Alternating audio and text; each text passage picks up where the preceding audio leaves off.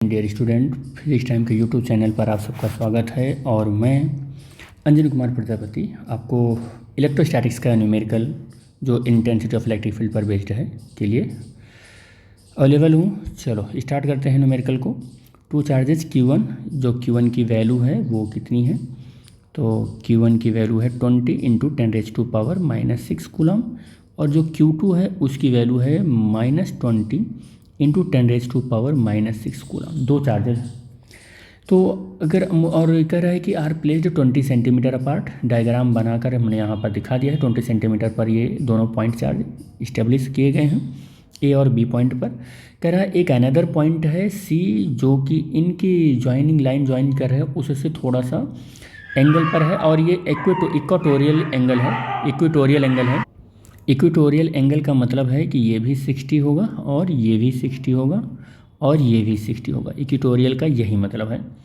तो इस पॉइंट पर, और इस पॉइंट का नाम है सी, जिस पर कह रहा है कि 20 सेंटीमीटर की डिस्टेंस पर है ये ए से भी और बी से भी, ए से भी और बी से भी 20 सेंटीमीटर के डिस्टेंस पर है।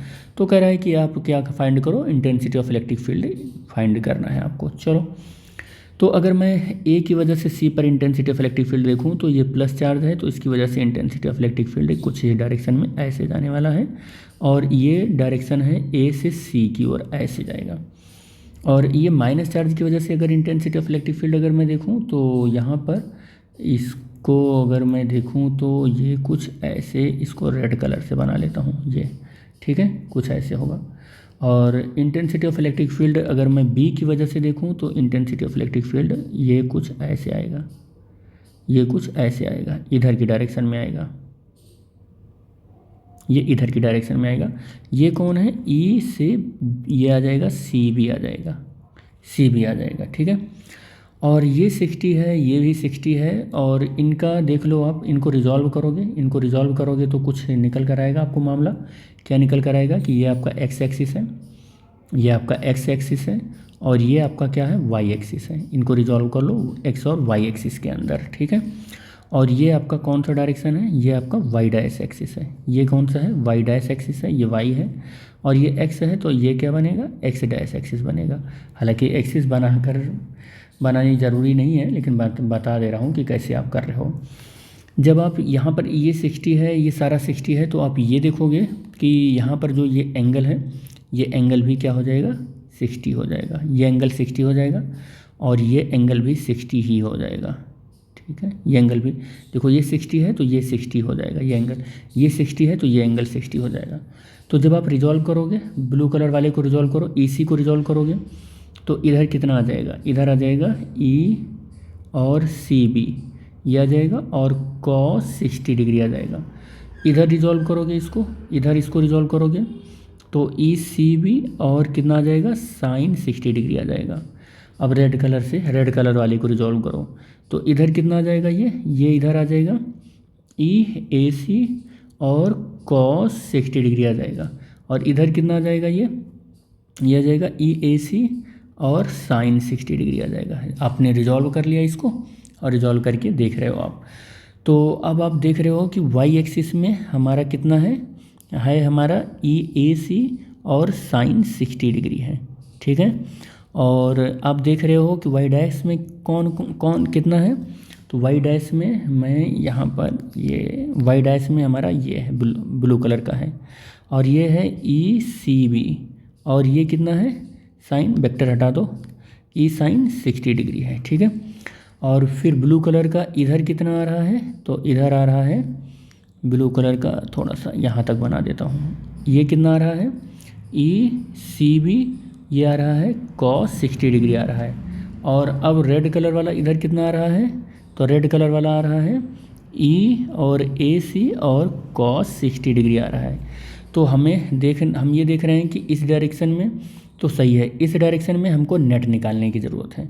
इस डायरेक्शन में वाई नेट पहले तो हम यही निकाल लें कि EAC कितना होगा। EAC निकालो, EAC निकालोगे तो कितना आ जाएगा, 1/4πε0, और Q और A की वजह से निकाल रहे हो तो QA ले लो आप, और या QA भी बोल सकते हो इसको आप, Q1 भी बोल सकते हो आप। और डिस्टेंस क्या लोगे, ए सी का होल स्क्वायर, ए सी का होल स्क्वायर। तो 1/4πε0 की वैल्यू कुछ इतनी होती है, क्यों ए की वैल्यू 20 × 10⁻⁻⁻6 और ए सी की वैल्यू 20 सेंटीमीटर में है, तो 10⁻⁻2 आप यहाँ मल्टीप्लाई कर लोगे। तो 9 × 20 × 10⁻9 - 6 हो जाएगा ये, और ये 20 × 20 × 10⁻⁻4 हो जाएगा। एक 20 से एक 20 कैंसिल, और इसको डिवाइड करोगे तो ये 9/2 हो जाएगा, और 10⁻, देखो ये 9 - 6 3 हो जाएगा, और ये +4 हो जाएगा, और -1 हो जाएगा। तो 4.5 × 10⁻, यहाँ कितना आ गया, 6 आ गया। ठीक है, कितना आ गया, 6 आ गया। और कौन आया है, ये EAC आया है, N/कूलाम आया है। और डायरेक्शन क्या आ रहा है, डायरेक्शन भी आप लिख सकते हो, क्या डायरेक्शन लिखोगे, along AC लिख सकते हो। ठीक है, आप इसी तरीके से क्या कैलकुलेट करो, अब EBC कैलकुलेट करो, EBC कैलकुलेट करो। EBC 1/4πε0 और QB आप लिख सकते हो, इसको आप चाहे तो QB लिख सकते हो, चाहे आप 2 लिख सकते हो, और अपॉन BC का स्क्वायर कर दोगे, BC का स्क्वायर। तो 1/4πε0 की वैल्यू इतनी होगी, QB की वैल्यू -20 × 10⁻⁻6 माइनस हटा दे रहे हैं हम, और RBC मतलब 20 × 10⁻2 सेंटीमीटर में है ना ये, तो हम यहाँ -2 लगा देंगे। देखो ये 20 × 10⁻2 मीटर हो जाएगा ये।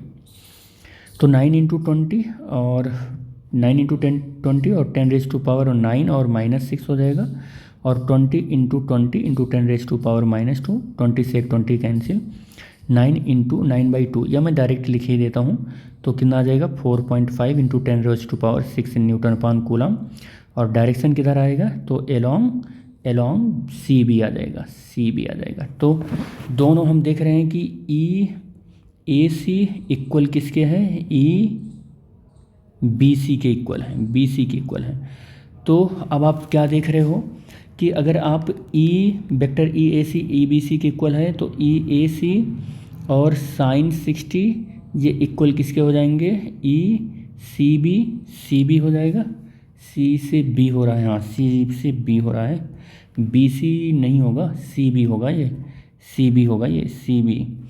तो CB इक्वल हो जाएगा sin 60 के, और ये दोनों कैंसिल हो जाएंगे, ये क्या हो जाएंगे, ये कैंसिल होकर 0 हो जाएंगे।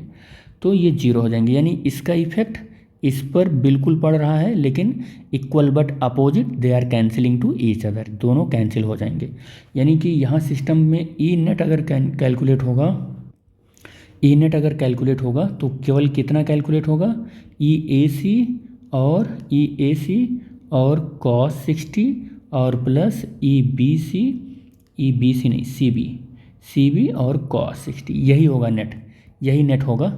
तो हमने यही कर लिया। तो E net is equal to EAC और EBC दोनों इक्वल हैं। दोनों कैसे हैं, इक्वल हैं, तो हम इसको लिख ले रहे हैं 2 EAC और cos 60 दोनों इक्वल हैं, तो cos 60 लिख ले रहे हैं।